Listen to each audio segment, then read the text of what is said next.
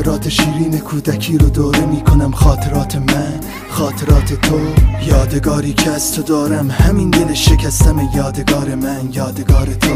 نقش خاله بازی با تو، نقش مرد خونه با من، باز بی اعتنا بودی بهم بی اعتنا. شاید درد و دلم با تو کمی لهجه داشت، این دلیل خنده بود.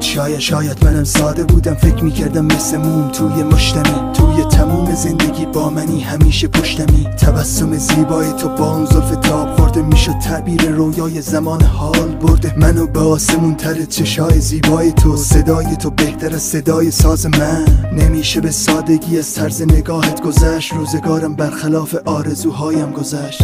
فکر میکردم فرشته نجات من تویی، حالا میفهمم تو هم تو آرزوهای خودت گمی.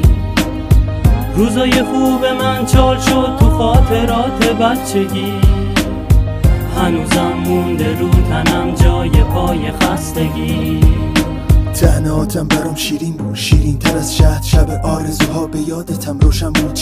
شیرین بود لواشکای ترش تو دست تو، الان همه چیز تلخ برام ناز شست تو. فکر میکردم برات مهم بود، فکر میکردم دلت دریاست از دیگه ماه تو رود. آرزوهات کمی بزرگ بود واسه شدم مانع، حرفایی که بهم زدی چرت بود نشدم قانع. شکستم و باختم من خود شدم پای تو، شکنجه صدام با بغض میشه سزای تو. کاش میشد برگشت به روزایی که گذشت، شاید فرصتی دوباره بود برای گذشت. کاش میشد سرنوشت و به دلخواه سرنوشت، اما زمان همینه سرنوشت. خاطراتم تازه شد گرفتم روح تازه ای، خاک خورده بود هنوزم برام داشت تازگی.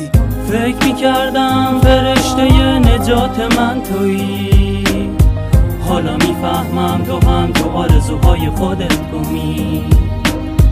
روزای خوب من چال شد تو خاطرات بچگی، هنوزم مونده رو تنم جای پای خستگی. فکر میکردم فرشته نجات من تویی، حالا میفهمم تو هم تو آرزوهای خودت گمی.